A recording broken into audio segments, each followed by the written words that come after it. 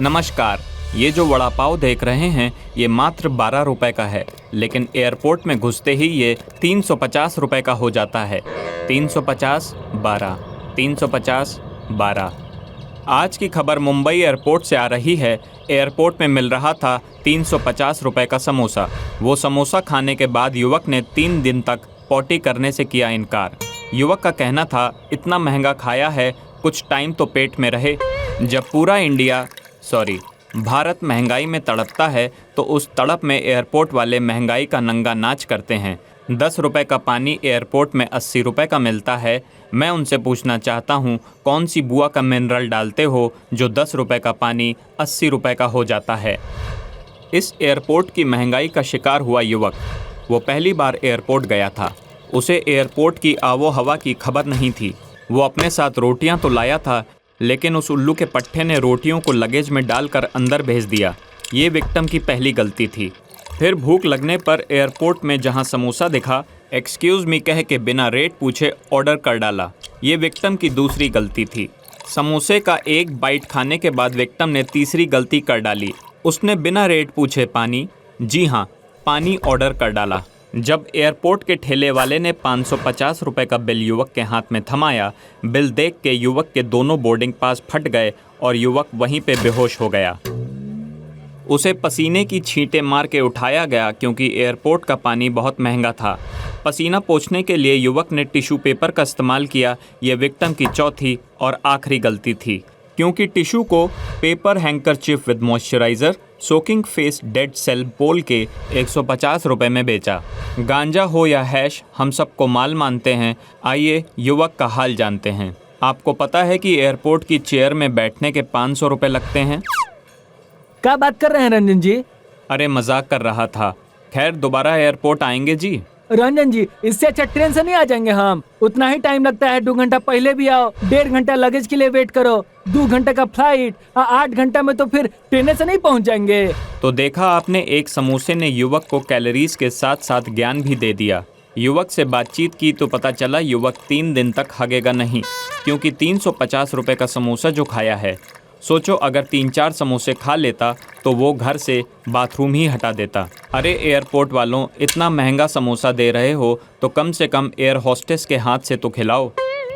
अगर आपको मेरा आइडिया अच्छा लगा तो कमेंट करके ज़रूर बताइए और देखते रहिए बवाल न्यूज़ नेटवर्क। सर, अब आप ट्रैवल नहीं कर रहे हैं तो एयरपोर्ट में वेटिंग चार्ज हुआ 1800 रुपए। 1 मिनट, माइक पकड़ना। तोहरी अम्मा का रनवे।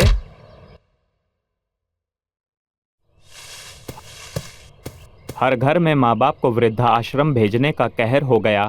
जिस बच्चे को सुनाते थे मीठी लोरी, आज वही जहर हो गया। चलो माँ, 1 हफ्ते बोल के 3 महीने बाद आऊँगा। नमस्कार, मैं हूँ रंजन। स्वागत करता हूँ बवाल न्यूज़ नेटवर्क में। दरअसल मैं अपने माँ बाप को वृद्धाश्रम छोड़ने आया था, लेकिन यहाँ न्यूज़ मिल गई। खबर आ रही है बागबान वृद्धाश्रम से, जहां 150 साल के माँ बाप को बच्चों ने छोड़ा वृद्धाश्रम में। कहा, इतना कौन जीता है। मैंने रिसर्च की तो पता चला कि मुझे रिसर्च करना नहीं आता, इसलिए मैंने दूसरे न्यूज़ वालों की रिसर्च चुराई तो पता चला पिता राज मल्होत्रा और माता पूजा मल्होत्रा को योगा का कुछ ज़्यादा ही भूत सवार था। ये लगातार 2 घंटे अनुलोम विलोम कर लेते थे। एक बार तो टीवी पर रामदेव बाबा थक जाते थे, पर इनकी नाक नहीं सूझती थी। योगा में ऐसे ऐसे पोज कर लेते थे कि पैरों से हेयर स्टाइल बना लेते थे। हाथ को पैरों के नीचे से, पैरों को कंधे के बाजू से, घुटने को नाभि के पीछे से और मुंडी को तलवों के ऊपर से निकाल के ऐसे उलझे रहते थे मानो ईयरफोन को अभी अभी बैग से निकाला हो। सूत्रों की माने तो शादी के 4 साल तक इन्होंने हनीमून भी नहीं मनाया था, क्योंकि बाबा रामदेव ने कहा था योगा से होगा। अरे भुजंगासन के जने सिर्फ रामदेव को सुना है क्या, कामदेव को नहीं सुना? योगा करते करते इन्होंने अपने जीवन के 90 साल निकाल लिए थे। बच्चों ने तो 80 साल में ही उल्टी गिनती शुरू कर दी थी कि अब गए अब गए अब गए। पर ये क्या, बड़े बेटे की तो नेचुरल डेथ हो गई और मंझला बेटा कोरोना काल में चल बसा। लेकिन बेशरम माँ बाप 90 की उम्र में भी 4 साल वाला नेटफ्लिक्स का सब्सक्रिप्शन ले रहे थे। बच्चों के मन में धीरे धीरे जहर घुलने लगा था। माँ बाप 120 के हो गए थे। बच्चे अब हर सुबह माँ बाप की सांस चेक करते और चलती धड़कन की आवाज़ सुन के धत तेरे की कह के कमरे से निकल आते। माँ बाप कबूतर से पेजर, पेजर से मोटोरोला, मोटोरोला से नोकिया और नोकिया से आईफोन तक का सफ़र देख चुके थे। अबे यमराज को धोखा देने वाले, अब क्या मार्स का आधार कार्ड बनवा के जाओगे? बच्चों से बातचीत की तो पता चला माँ बाप से पीछा छुड़ाने के लिए बच्चों ने अलग अलग तरीके अपनाए। जैसे माँ को करवा चौथ पे चिकन खिला दिया ताकि उनका लंबी उम्र का व्रत टूट जाए, तो कभी उनके अनुलोम विलोम करते वक्त मूली का पराठा खा के पाद मार देते थे ताकि इनका योगा छूट जाए।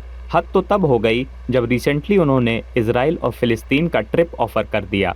आखिर में माँ बाप ने सामने से ही कह डाला कि 150 साल से इस घर में रह के हम बोर हो चुके हैं, हमें वृद्धाश्रम छोड़ दो। ये सुन के 4 में से बचे हुए दोनों बच्चे खुशी से उछल पड़े।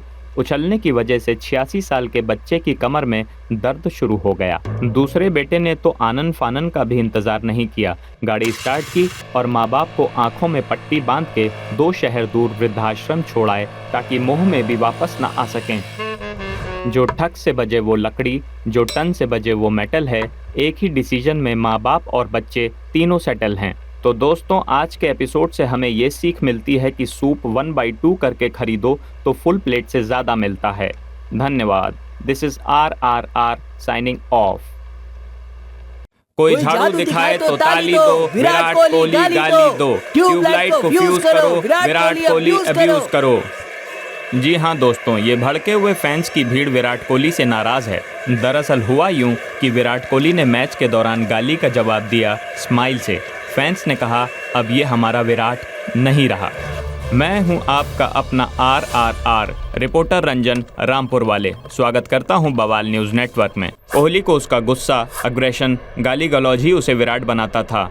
अब विराट कोहली गाली नहीं देगा तो क्या आलोकनाथ देगा? सोचिए, आलोकनाथ बहू को आशीर्वाद में तेरी चाची की चिंचोली बोल दे, कैसा लगेगा? फैन के द्वारा विराट की गाली को शुभ माना जाता है। सूत्रों की माने तो वर्ल्ड कप फाइनल में भी टीम इंडिया इसलिए हारी क्योंकि विराट कोहली ने गाली नहीं दी थी। कुछ फैंस ने तो ये भी कह दिया कि भले ही टीम इंडिया में KL राहुल को ना रखो, लेकिन विराट की गाली को ज़रूर रखो। कुछ फैंस ने तो ये तक दावा कर दिया कि विराट कोहली BCCI के लिए सिर्फ इसलिए खेलते हैं क्योंकि उसमें BC है। विराट ने तो एक अर्जी भी डाली है कि BCCI का नाम चेंज करके BCMC कर दो। पहले विराट कोहली का मैच आंख बंद करके भी देखा जा सकता था। अगर बहन की गाली दी तो समझ जाइए छक्का मारा है, अगर माँ की गाली दी तो समझ जाओ आउट हुआ है, बुआ की गाली दी तो समझ जाओ कुछ नहीं हुआ है। वो खाली खड़े खड़े भी गाली देता है। विराट से एक चीज़ सीखने को मिलती है कि आज की दुनिया में गाली देना ज़रूरी होता है। कल को कोई आपको चांटा मार के निकल जाए तो क्या आप डिप्रेशन में मरोगे? इससे अच्छा गाली दो और मूव ऑन करो। गाली ज़रूरी है। आपके पास क्रेडिट कार्ड वालों का कॉल आता है, आप उन्हें बार बार बोलते हैं मत करो कॉल, मत करो कॉल, फिर भी नहीं मानते। आप एक बार मौसी की गाली दे के देखिए, सीधा ब्लॉक लिस्ट में डलेगा आपका नंबर। अबे गाली गाली गाली, रंजन जी गाली दे दीजिए, मेरा गला सूख रहा है। जब तक गाली नहीं देंगे हम क्रिकेट नहीं देखेंगे। हम भाला फेंक देख लेंगे लेकिन क्रिकेट नहीं देखेंगे। हमें गाली सुनना है। 500 का नोट जाली दो, विराट कोहली गाली दो। कल वोटका मारा था निक्के निक्के, मेरा माइक दे बहन के टिक्के। जब हमने अनुष्का से विराट के बारे में पूछा तो अनुष्का ने बड़ी विनम्रता से कहा चला जा लोमड़ी के। माना जाता है विराट कोहली पहले इतनी गालियां देते थे कि 2 बार अनुराग कश्यप ने उनको अपनी फिल्म के लिए अप्रोच भी किया। कहा अच्छी एक्टिंग नहीं करनी है तो कम से कम हमारी फिल्म के लिए गालियां ही लिख दो। जवाब में विराट कोहली ने ऐसी ऐसी गालियां दी, सुन के अनुराग के कश्यप फट गए। कहा जाता है कि एक बार जब अनुष्का ने विराट को 3 मैजिकल वर्ड्स बोलने के लिए कहा था तो विराट ने जवाब में कहा बहन की रबड़ी। अनुष्का को गाली इतनी अच्छी लगी, उन्होंने विराट से शादी कर ली। लेकिन अब विराट की गालियां थम सी गई हैं। माना जाता है अनुष्का शर्मा को राजश्री प्रोडक्शन की फिल्म मिली तो सूरज बरजातिया ने खास तौर पे कहा था कि विराट की गालियों से दूर रहना, इसलिए विराट ने गालियां देनी बंद कर दी। तभी तो वर्ल्ड कप में जब विराट ने सचिन का रिकॉर्ड तोड़ा, उसके बावजूद भी गालियां नहीं दी, चू तक नहीं निकला उसके मुंह से। अगर आप भी विराट का एग्रेशन, गुस्सा, गाली वापस देखना चाहते हैं तो ट्विटर पर ट्रेंड चलाइए #विराट की गाली वापसी। तब तक बवाल न्यूज़ नेटवर्क देखते रहिए और विराट के घर पर पत्थर फेंकते रहिए। 20 की पेप्सी, 40 का कोक, यूपी में चली मेट्रो और लग गई रोक। जी हाँ, यूपी में मेट्रो चलाने के बाद लगी रोक। लोगों ने कहा खिड़की बंद रहेगी तो थूकेंगे कैसे। घटना कल की है जब एक युवक मेट्रो में चढ़ा। पहले तो युवक ने कुछ नहीं कहा क्योंकि मंद मंद गुटखा चबा रहा था। गुटखे की लालिमा को जब उसने दांतों के बीच में चबाकर पूरी तरह से चूस लिया, उसके बाद युवक ने गुटखा थूकने का इरादा बनाया। लेकिन मेट्रो में खुली खिड़की और वॉश बेसिन न मिलने पर उन्होंने गुटखा बाजू वाले पैसेंजर की जेब में थूक के नाराजगी जताई कि मेट्रो से बढ़िया तो अपनी रेलगाड़ी थी। आधे यूपी वालों ने इस युवक को अपना समर्थन तो दिया ही, साथ ही उन बच्चों का भी समर्थन मिला जो चलती ट्रेन में खिड़की पे खड़े होकर मूता करते थे। इस पे यूपी सरकार की प्रतिक्रिया जानने की कोशिश की तो उन्होंने कुछ नहीं कहा क्योंकि उनके मुंह में भी गुटखा ही था। माना जाता है यूपी में रजनीगंधा की फैन फॉलोइंग रजनीकांत से भी ज्यादा है। सूत्रों के अनुसार रजनीगंधा को यूपी के स्ट्रीट फूड का ओहदा देने के लिए सरकार ने संसद में भी आवाज उठाई थी। गुस्से में संसद की स्पीकर मैडम ने अपना हेडफोन फेंक के मार दिया।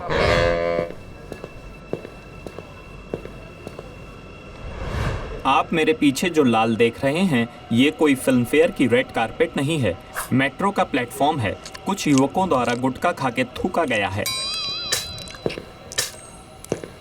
ये देखिए, यहाँ आपको इस तरह गुटखे की पीक से सावधान रहना पड़ेगा। स्क्रीन में ही थूक दिए जी। डियर दर्शकों, आइए युवक से सवाल जवाब करते हैं कि वो अपनी मांग पर कब तक अड़े रहेंगे।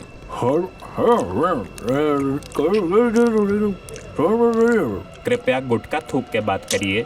तुम्हारे इंटरव्यू के लिए हम गुटखा नहीं थूकेंगे। और देखिए, जब तक मेट्रो की खिड़की खुलेगी नहीं, मेट्रो चलेगी नहीं। हमने चक्के के आगे ईंट लगा दिया है, ड्राइवर आगे बढ़ा के देखा है। ठेला समझे हो क्या जी, जो ईंट का टेका लगा दिए हो। पैसेंजर से दम शराड्स खेलने के बाद पता चला युवक आगे चल के फ्लाइट और सबमरीन की भी खिड़की खुलवाने के लिए प्रदर्शन करेंगे ताकि कोई गुटखा खाने वाला परेशान ना हो। उन्होंने ये भी बताया लाल किला पहले सफ़ेद था, यूपी वालों ने उसमें थूक थूक के उसे लाल किया है। मेरा यूपी की लड़कियों से अनुरोध है कि पल्लू डाल के चलें क्योंकि कोई भी पान की पीक मार के आपकी मांग भर सकता है। अगर आप भी गुटखे के खिलाफ आवाज़ उठाना चाहते हैं तो 565656 पर मैसेज कीजिए, कॉल मत कीजिएगा क्योंकि मुझे पता है कि आपके मुंह में भी गुटखा ही भरा होगा। ऐसी ही खबरों के लिए देखते रहिए बवाल न्यूज़ नेटवर्क अपने धूम्रपान विशेषज्ञ रिपोर्टर रंजन के साथ।